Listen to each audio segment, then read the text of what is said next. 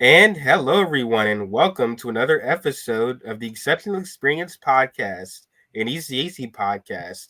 I'm one of your hosts, Billy Pickens, and as always, I'm joined by my good friend and another host here, Maya Warren. Hey y'all, How's it going? it's going well. It's going well. Well, Excited, go ahead. excited for episode 7. Yep, yep. So today we're going to be talking about an experience that we both have had, and that is transitioning to college. Absolutely. And I feel like we've kind of been building up to this, given our conversations on interdependence, engaging in new activities, integration versus emergent, like emergent. So I feel like we've been building up to this point, and I think transitioning to college, and we'll probably do an episode on transitioning into like your first job or first employment experience. Employment, yeah. Um, but I think this topic, given the time of year that we're in, is especially important because people are graduating, which is an exciting time. Very. And many are going to either community college, a 4-year university, a vocational school. And so I think it's a very pertinent topic. Yes, no, I agree. So you want to talk a little about your college experience, and I'll talk about mine, and go from Yeah, there. and I guess I'll briefly talk about it and then get into some tips. So I went to the University of North Carolina at Greensboro. So I am a Spartan, and my That's why. bachelor's degree was in kinesiology, bachelor's in science, and I graduated in 2021. My experience was unique. I think I have a healthier perspective of it looking back because they say hindsight is 2020. But I was navigating a lot of things. But one thing I can say without a shadow of a doubt, the resources that I had through Division of Services for the Blind, specifically the Career and Technical Assistance Center, where they had the Savvy program for the blind and visually impaired, that was such an impactful experience for me, and I feel like it helped me be ready. I did the college prep program, And that's also where we and met. yeah, that is also where we met. And it helped me out so much. One of my first mentors came from that program, and it allowed me to, one, be in a space where everybody was just as nervous as I was. Like one of my biggest fears, and I can smile about it now, but I was so concerned and afraid of getting lost on campus. Wow. Um, just, the newness of it all, different buildings, not all the print and the signage being accessible. So like I was very concerned with getting lost and that making me late for class because I love to be on time. Um, and I just remember like my teacher in the college prep telling me, her name is Miss Janice Perez. Shout out to you. She was like, just breathe, like you're gonna be fine. And so we kind of talked about some of the basics, right? Time management, which most of the things I had down, but the missing piece of the puzzle, I think for me was, if you wait to feel ready for something, you'll never do anything. So the biggest piece that came from that experience was just, even though I still was very nervous, I got to a point where I was confident enough that I had support, at least from DSB, my vocational rehabilitation folks, the disability resource office at school, that I was going to be okay. Like I had some people I could call. Yeah. And I think in a lot of cases, that's half the battle when you're doing something new, disability or not, just the ability, like, to know that if something happens, good or bad, you have people in your corner. Um, and so for me, some of my biggest takeaways college wise was the value of time management, the value of being okay enough to admit when you need help, Yes. and the value of like moving through the hard things, right? Because there's an adjustment Mm-hmm. period. And I talk about this when I do trainings on transition to college because everybody, regardless of your physical distinctions, mental distinctions, or disabilities or conditions, or what have you, like as humans, we're adjusting per semester when you go to a college course, because you got to learn how to study appropriate for each course, right? And most of the way that we're taught how to approach academic studying in high school does not work when you get to college. High school is more fill in the blank. um High school is more, you're given all of the resources and the answers, so to speak, to come to a solution. College is more actually applying all of that. Mm, And because you don't get that application piece as much in high school, it's a different environment for anybody. And so one of the biggest things that I stress is just time management. Like, and I have a sibling and he navigates ADHD. And so one of the things when I was helping him graduate high school, we talked about was just the value of writing stuff down, because it was very easy for him to forget things. It's easy for me to forget things, and I have multiple calendars. Um, so same. like, not trusting everything to be kept up here, because you got a lot to navigate, especially when you throw in, applying for accommodations per exam, making sure that you registered with your disability resource, like all these different things that add a little more responsibility. You want to make sure you have it written down, and that you're communicating some of these things with your parents, so that they can be of assistance in an appropriate manner. But there is a different level of responsibility because now you're an adult. Um, and, given disability, like everybody has differing levels of, um, capacity in terms of how much they can handle, with more or less assistance, right? It doesn't Yeah, make it a bad thing, it's just different. Um, and then the next piece is, just, it's okay to ask for help. Like, yeah, I ended up finding out about a program on my campus called Trio, and they assisted me in 3 areas. So all their folks are trained in the area of academic skills, advising, and tutoring. So they're all trained to help students with disabilities and or first generation college students navigate that environment. And I didn't find out about that program until my sophomore year, and the tail end of my freshman year.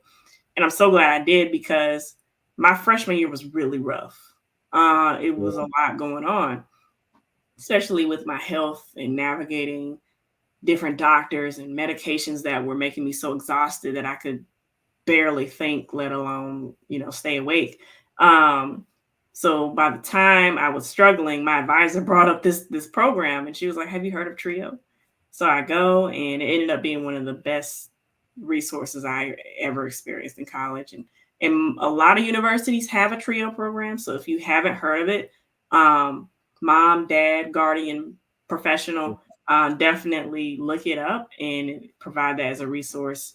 Um, because it can be helpful as well to know that your child or the student that you have has an extra helping hand while they're on campus.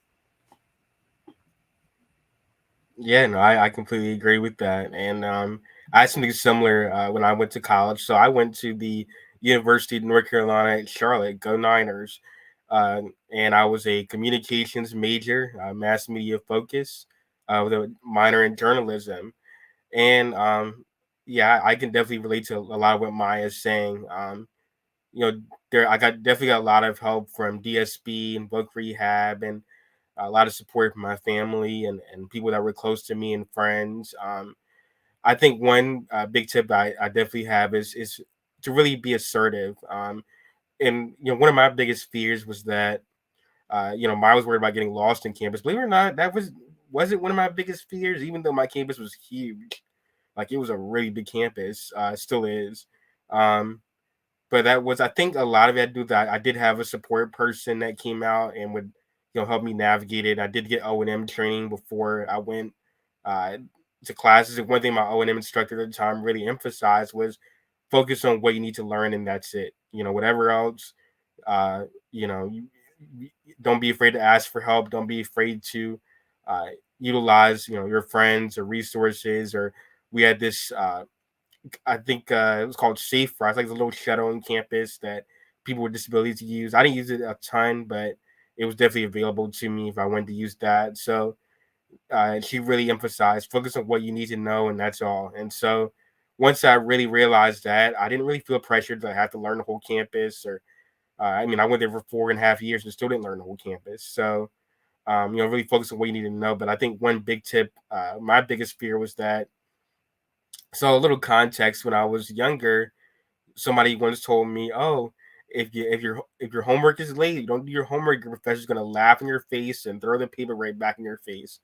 And as crazy as that might sound, I had that fear going into college that my professors weren't gonna like me, and they were just gonna be, these mean and tough kind of, military esque kind of people. And uh, turned out total opposite was the case. They couldn't have, most of my professors were really nice and couldn't have been more helpful, um, and really communicated with me. And that's one thing I will say is try to build relationships with your professors directly. Because I mean, disability services at my school was great, but they were also, we talked about in the last episode, really being assertive and advocating for yourself. And a lot of people there didn't know what they didn't know. They were new and they didn't really understand. Like, for example, they wanted to try to get me to use screen readers for my exams.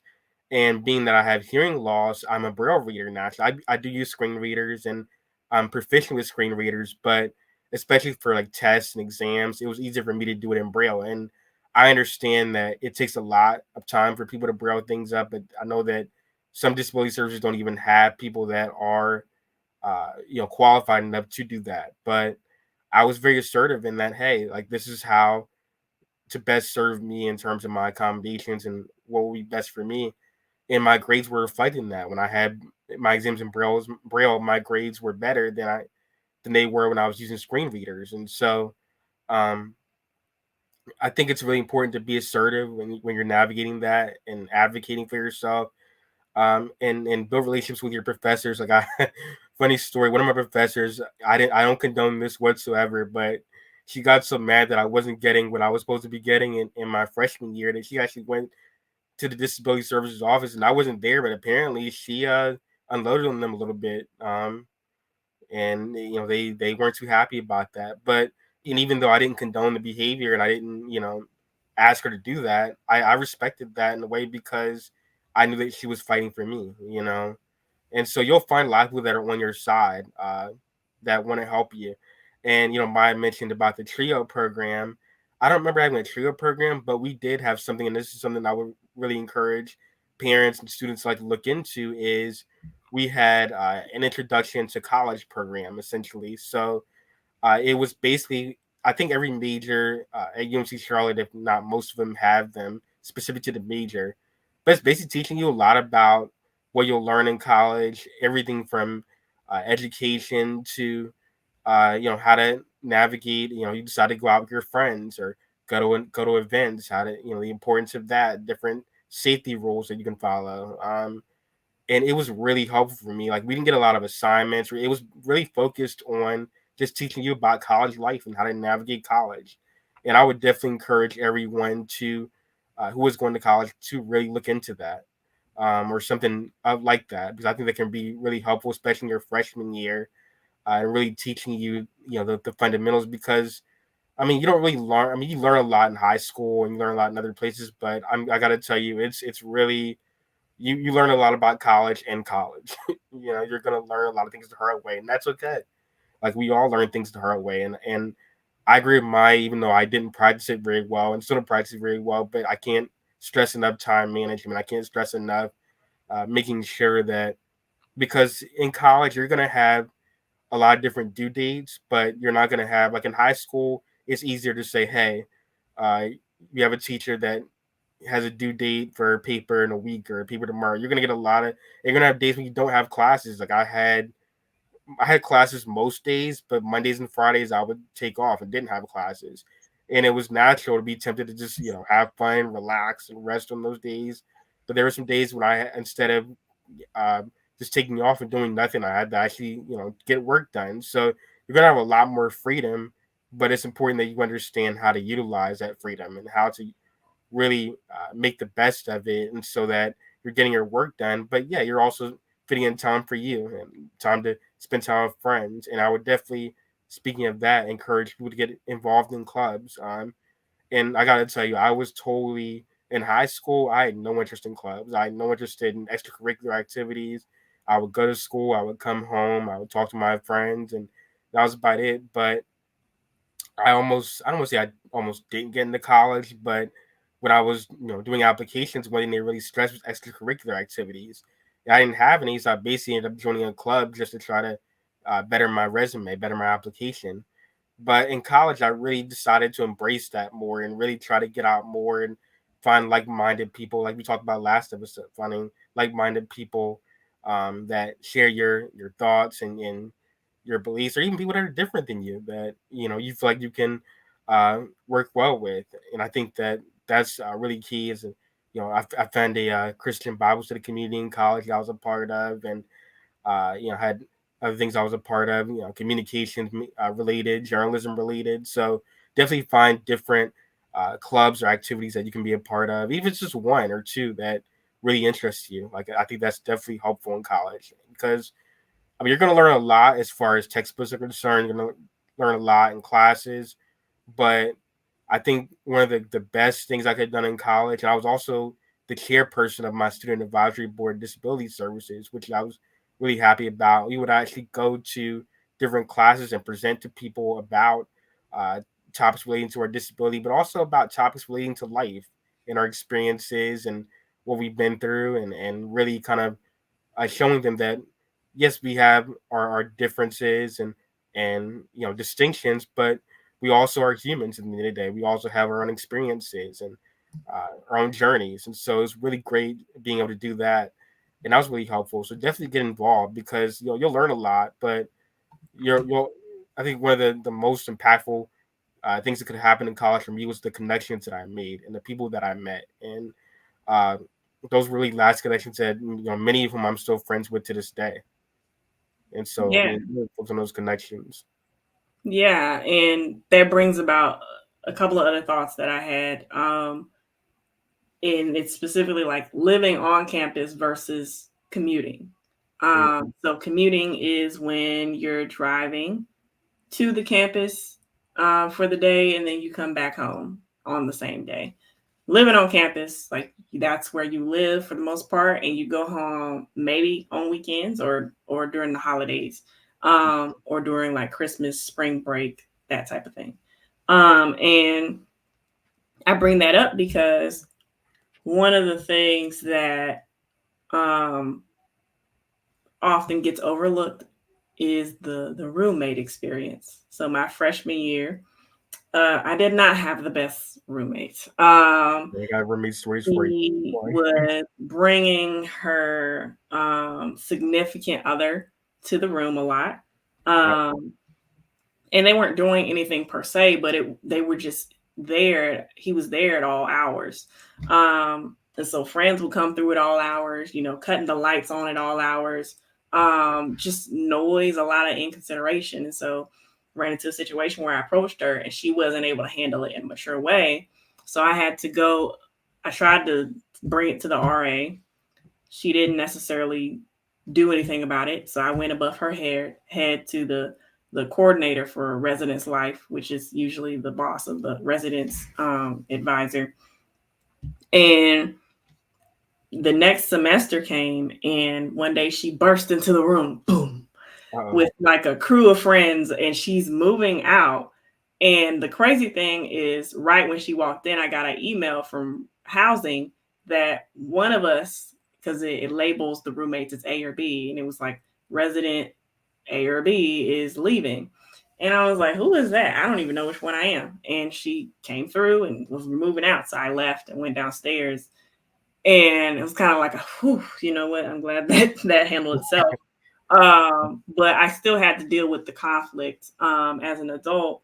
Um, and thankfully, through that conflict, I was downstairs in the basement a lot where they had like a pool table, ping pong table, and a piano. And in that space is where I met some of my college friends. And I actually just hung out with them on Monday, right? So we're a few years removed from college and still hanging out. And we ended up becoming suite mates the rest of my college experience. And I say that to say is, for the most part, everybody runs into conflict. Yeah. It might not be in the form of a roommate. It may be in the form of needing your needs met from an accommodation perspective, or maybe you have to advocate for yourself. But don't run from it. But recognize that you have support and there are processes in place to deal with conflict. And there were even times where I ran into a professor um, for an online course. And I'm the kind of student where I introduce myself a few weeks before class. I meet in person if I can or via Zoom so that they can put a name to the face. And I kind of describe my accommodations letter. So they get the accommodations letter without fail from me or the disability office, but it helps to kind of talk through it. Because if they're willing, they might have some ideas, or if they've never encountered having a student with a vision impairment or a disability, you're able to provide some insight and maybe some things that you did in high school or previous experience that worked effectively, and it might be simpler than they might anticipate, right? Yeah. But I ran into a professor who I did all the things that I was supposed to do for the most part, and I just kept having to remind her a lot, to add extended time to my quizzes and my tests. And I was also going through multiple flare ups with chronic migraine disease at the time. So I was tired, right? So I was physically tired, mentally tired, emotionally tired. And I was just advocating for myself tired. And it was a mistake because I got to the point where I just stopped reminding her. And I was like, well, I'm going to just figure this out. Um, then my grades started dropping, which for me, I don't like. Yeah, I know you. Wasn't a fan, and so I ended up sending her an email towards the end of the class that semester, and I was like, "Hey, I'm really going through it. I've kind of been trying to advocate and communicate with you this whole semester. Didn't feel like I got anywhere, so I stopped. Um, and I kind of feel like I've hit a wall. Here's what I'm navigating in transparency. I need help for the remainder of the class by you adding the extended time. And I also need you to be cognizant that I do have some medical emergencies going on. So, and the interesting thing is she sent me an email back. She was like, I'd love to meet. I had been trying to meet with her the whole semester. And I think if I wouldn't have given up so soon, it could have happened a lot sooner. So Mhm. one thing I learned from that is communication is not an option, it's a necessity. Yeah. Uh, Even when you don't feel like it. And sometimes, and a lot of times our emotions get us into trouble, right? Um, because we're so focused on how we feel that we don't do what it takes to bring a solution. And not having that solution and not having that solution can actually add more stress and more anger and more frustration. So one thing I really learned was there's dealing with conflict, but then there's not giving up, right? Pursuing communication, regardless of how you feel, because there are going to be times where you do get a little frustrated. Um, Now, communicate those frustrations respectfully, in a way that honors the person you're communicating with, but still Yeah. communicate nonetheless. Yeah, no, I completely agree. And there have been times when I've also had to own to my own mistakes because I completely agree with that. One time I remember, so I had a professor that used to give pop quizzes, and I definitely before y'all judge me, I definitely know what a pop quiz is. I know that can't wait to take it, but I had another exam the next day, which I normally took in my disability services office. So I figured, okay, well, I'll just go next day, take the exam, take the pop quiz at the same time. Makes sense, right? Well, apparently, I went to take the pop quiz the next day, and the person at the disability services office was like, "Oh, well, you should have come in yesterday. That was the day that you were supposed to take the pop quiz." And so it didn't really affect my grade, but it was kind of a lot of ado because I was like, well, I was already going to come in here anyway next day, so why not do that? And I mean, I acknowledge that I probably should have come in the day of that because I would have made more sense. But I had to own up to that mistake, and I had to communicate directly with my professor. I mean, it was definitely a difficult conversation, but we reached an understanding. She even said, "Hey, I know you're a character. I know you didn't mean to do that in a malicious way. So I'm willing to give you points back, extra credit if need be." Thankfully, I didn't need it because, like I said, I mean, my grade in that class was fine regardless. But um, she was willing to listen to me and kind of meet me halfway. And so you'll find, like I said, most professors are actually willing to listen to you if you communicate with them respectfully. I had a professor once too that, because of my sleep disorder, I was really, really tired one day and I just could not get up to take the exam. And he didn't have to do this. I reached out. I was like, hey, can I please take this the next day? I just really can't, get up. I'm really exhausted right now. I explained to him what my, condition was, and he understood, and he, let me take my exam a day later. So you're gonna find people that understand you. But back to the roommates, I definitely have a couple interesting roommate stories. I never really got into like, direct conversation with any of them. My first one was really good. He was like one of my best friends. I actually ended up going to visit him at his home that summer after my freshman year. So he was really good. But then he left. He went to another school, and my second roommate, I thought he was like really nice, and we got to talking, and next thing I know, I come back from somewhere, and I had this. So basically, my dorm was divided into like a suite. So you have two rooms, and you have the living room, two bedrooms, and living room and a bathroom. And so I went to my bedroom, and my food is missing, or like I had this like snack bucket that was had food in it, and that was missing. And I mean, to be fair to him, it may not have been him. It may have been one of his friends. I don't know who it was. But all of a sudden, at first I thought, oh, maybe I just ate it and forgot that I ate it. But then, my mom came in. She was like, yeah, somebody's stealing your food.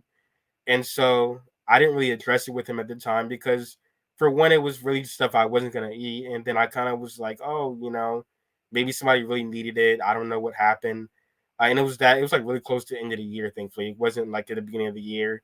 But then one time, well, at the end of the year, my mom and I were like, would you mind helping us clean up, the room? Because normally everybody kind of goes into making sure the room is clean, and he didn't really do anything related to that. And so he tried to be my sweet mate the next year, but apparently he couldn't get in um, to the program in time. So he ended up in the same dorm, but in another room.